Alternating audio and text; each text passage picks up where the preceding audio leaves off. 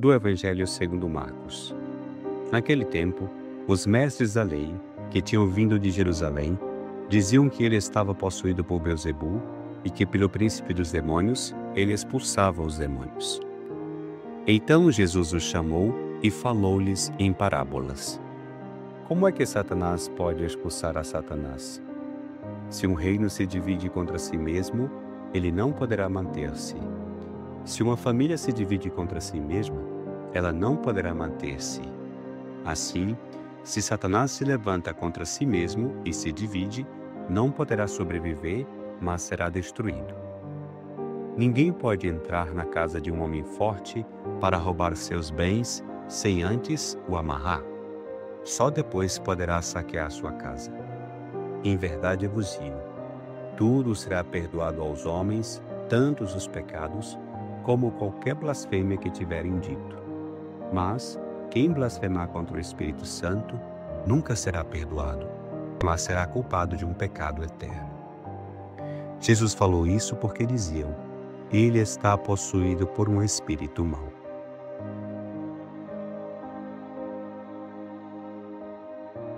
O Evangelho de Marcos nos apresenta hoje a missão de Jesus, que ele mesmo entende como uma luta contra o mal. Liberta os possuídos, cura os enfermos, ressuscita os mortos, perdoa os perdidos, enche de sentido e ternura a quem se encontra com ele. Porém, é espantoso que os mestres da lei, em vez de louvar as maravilhas que Deus realiza em Jesus, concluem que ele está possuído por Beelzebu.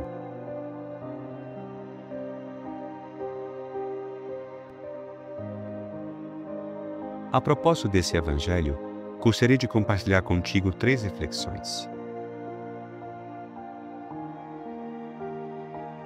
Em primeiro lugar, quero insistir que Jesus entende toda a sua vida como uma luta contra o mal. Sua missão é levar a bondade e amor de Deus a todos os âmbitos da vida, a enfermidade, a ausência de sentido, ao pecado e, inclusive, à morte. Ele atua com o dedo de Deus, quer dizer, com o poder de Deus, com a força do Espírito Santo. Jesus é, como diziam os padres da igreja, a autobasileia. Ele mesmo é o reino. Com a sua pessoa se instaura o reino de Deus. Nas palavras e obra de Jesus, Deus está reinando. Deus se faz soberano de um reino de acolhida, compaixão, amor e justiça. És tua vida uma luta contra o mal?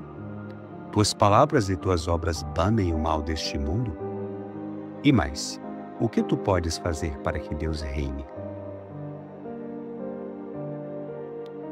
Em segundo lugar, é incrível a acusação que os mestres da lei fazem a Jesus. Ele estava possuído por Beelzebu e que pelo príncipe dos demônios ele expulsava os demônios. Está claro que não podem negar os prodígios que Jesus faz. Porém, sua mente e seu coração estão tão distorcidos a ponto de atribuí-los aos chefes dos demônios.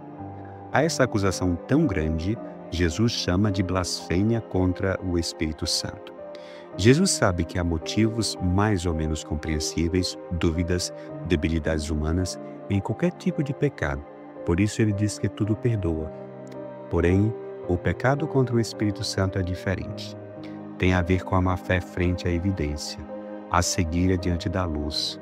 Numa palavra, recusa da pessoa do Espírito Santo e da sua graça. Se esses escribas não veem que Deus atua em Jesus, como reconhecerá em outro lugar ou de outro modo? Estão perdidos. E quem se encerra nessa obstinação se exclui a si mesmo do perdão e da vida divina. Perguntas-te: quais são as tuas cegueiras? A que tens que abrir mão para que Deus te faça mais presente em tua vida?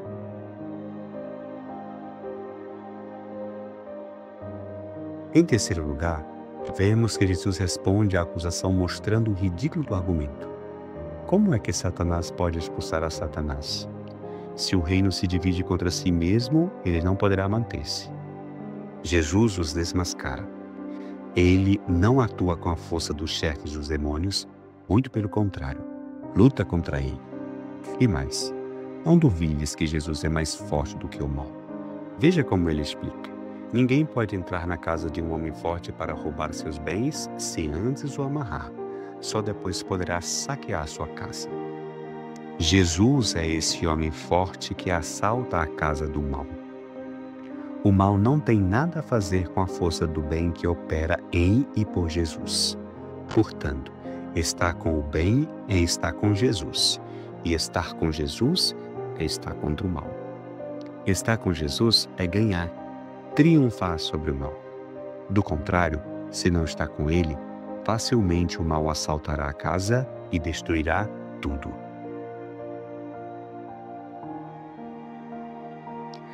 Que este Evangelho te leve, uma vez mais, a estar perto de Jesus, a viver de sua vontade e sua graça, a rejeitar toda classe de mal e a submeter-te ao Espírito de Deus, que é sempre mais forte que o mal.